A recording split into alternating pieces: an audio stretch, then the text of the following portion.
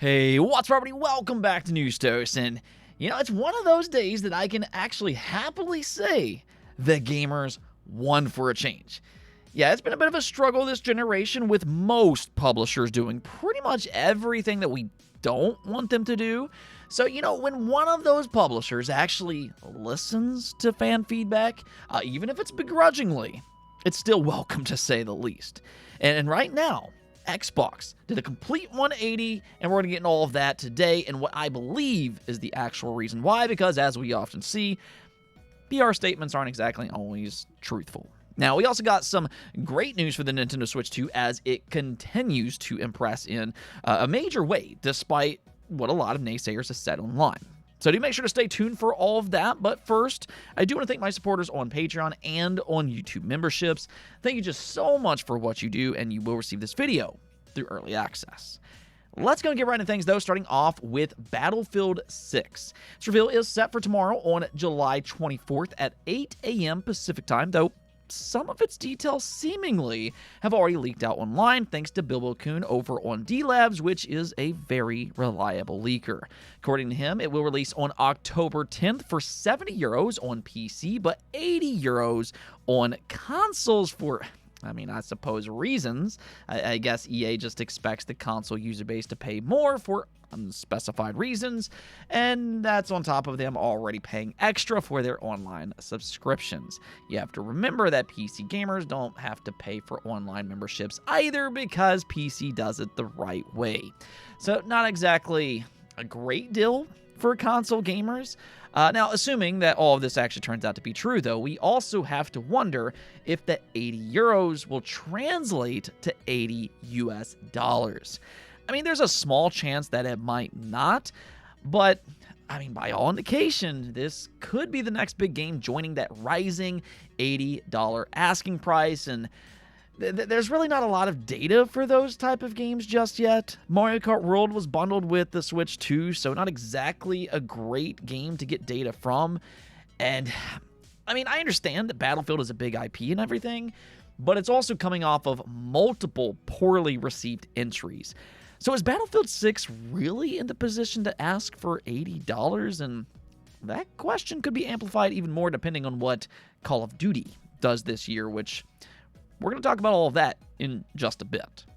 First, though, let's go and move on over to a Switch 2 game, being Borderlands 4. Now, we've known about this game for some time, but it is supposed to be a staggered release. So there has been a question about how long Nintendo fans will have to wait, and apparently not very long at all. It's officially slated for October 3rd, which is less than a month after its launch on other platforms. However, unlike the other platforms, the Switch 2 version will run at 30 FPS instead.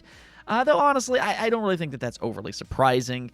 This will probably be a somewhat normal thing for big AAA games on the Switch 2. The benefit of a Switch 2 version is to have that mobile experience, or if it's just your only console. And really, the fact that you can even play a game like this on a Switch 2 is really cool to see. This is not something that we would have expected to see on a Switch 1.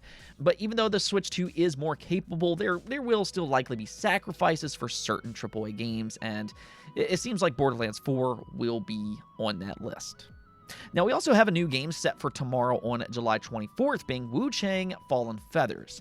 This is actually a day one Xbox Game Pass release, you gotta love it, and its trailers have been very impressive. We've talked about this game various times on the channel. It's a Souls-like experience developed by a Chinese developer, which, Chinese developers have been impressing these past few years with games like Wuchang and Genshin Impact, but unfortunately, Wuchang's early reviews doesn't seem to paint it as a top-tier title. It currently has a 75 overall score on Metacritic with 62 reviews as of this recording. Now, I have heard about performance issues, and even though a lot of critics likes it with more than half of its reviews being above an 8 overall, so there's still a lot of people that really likes this game, but a lot of critics also said that it doesn't really bring anything new or unique to the table. It's a fairly straightforward Souls-like experience with very little surprises, but hey, if you like Souls-like experiences, this sounds like at the very least it could be a solid title depending on what you're expecting. It might not necessarily be as good as FromSoft games or games like Lies of P, but it still might at least be worth a try, especially if you have Xbox Game Pass. Okay, speaking of Xbox, let's just go and talk about them and their $80 games. About a month or so back, they joined Nintendo in the AAA $80 club when they revealed that The Outer Worlds 2 will also raise its price. I mean, there was already a ton of backlash over Mario Kart World and its asking price. And I think for a lot of gamers, we kind of understood that game was just the first domino to fall. It was only a few short years ago when games moved over to $70. And the way that situation played out wasn't immediately. It was slowly over time. First it was Sony, then it was EA, then it was Activision, then it was Capcom, Xbox, etc., etc. They all eventually moved over once gamers kind of accepted that $70 price tag. But it didn't happen flat out immediately. They waited for data and for the backlash to simmer down. So when Mario Kart World was revealed for $80, I mean, you have to kind of remember that Nintendo never really even fully went into the $70 titles for the Switch 1 other than Zelda Tears of the Kingdom. So not only was it a surprise, but it really just kind of felt like we were seeing a repeat of that situation again. But at the same time, there's also a belief that Mario Kart is such a massive and such a popular franchise that it's in a somewhat unique position to maybe get away with it. Now, I'm not saying its price hike was justified because I don't believe that it was. But the fact is that there's not a lot of games that can sell 60+ million copies like Mario Kart 8 Deluxe did last generation. So in other words, basically Nintendo was taking advantage of Mario Kart's mass popularity. However, The Outer Worlds 2 at $80. Now, this is a much lesser known IP. It doesn't have that same brand power, which makes its $80 asking price, I'd say, even more damaging. Now, we're going to come back to that in a moment because I think that plays a huge role into what we're about ready to talk about. But the good news here is that Xbox listened to the backlash. They backtracked on their $80 asking price after all. They put out this statement today, which reads, "We're focused on bringing players incredible worlds to explore, and we'll keep our full-priced holiday releases, including The Outer Worlds 2, at $70, in line with current market conditions." They just love that phrase right there. Now, whatever the case may be, that seemingly includes Call of Duty as well, which, like I said earlier, could have major implications for Battlefield 6 if EA decides to go with that $80 asking price. It's going to be even harder for them to justify that if their biggest competitor, Call of Duty, is $70. I'm just saying. But at the end of the day, despite some people painting Microsoft as a good guy in this situation, they listen to fans. I, however, believe this all boils down to one very simple thing. They can claim it's market conditions all they want. But as I pointed out in a previous video, if that was true, then digital games would be cheaper than physical games. But they're not. They're the same price because of reasons. We know what those reasons are, but we won't speak on that today. In this case, though, Microsoft saw an opportunity, an excuse really to raise their prices because of quote-unquote market conditions. So they attempted it. But I believe their $180 for that decision today is because its pre-orders at that $80 asking price was likely well below expectations. That's really what all of this boils down to.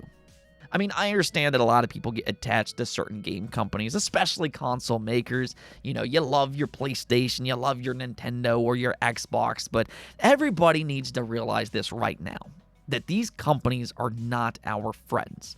If these companies, whether it's Sony, whether it's Xbox, whether it's Nintendo, if they can take advantage of us, they're absolutely going to do that every single time. Again, just like in Mario Kart World, I really believe that game is $80 simply because of its popularity and nothing else. However, if we push back, not with our words, but with our wallets, then they're more likely to listen to us. And I think that's what's happening here with Xbox. I don't think that this game was exactly doing well at that $80 asking price, and because of that, gamers won. Now, one last thing before we go, though, because we got an update for the Switch 2 and its sales numbers.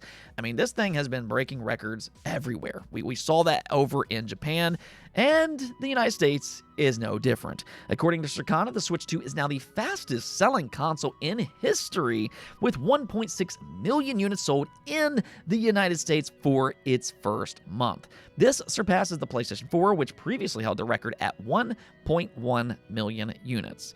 So we're talking about a 500,000 increase. And I'm also going to go and point out the month in which both platforms launched in. The PlayStation 4 launched in November as a part of the holiday period. That's where a lot of console makers likes to release their platforms, whereas the Switch 2 launched in the middle of the year. So it really doesn't seem like the launch month matters near as much as these companies like to believe. Quite honestly, what I think a lot of this simply comes down to is just how many units you can manufacture, and Nintendo has done a really good job at that for the Switch 2. As an example, the Pokemon Legends EA Switch 2 bundles went live last night, and they're still in stock, or at least as of this recording. In fact, if I'm looking at this correctly, it seems like every SKU is in stock over at Best Buy, which I think speaks volumes for how many units Nintendo prepared for its launch. I mean, this is a night and day improvement compared to the PlayStation 5 and the Xbox Series X when they first launched back in 2020. They were very difficult to buy, especially in the case of the PS5, which was sold out for more than 12 months. Scalpers was a huge problem. But for the Switch 2, despite it selling even more units in a faster period of time, they're still readily available. And we also don't have those same scalper problems. That's a win-win for everybody. Just kudos to Nintendo.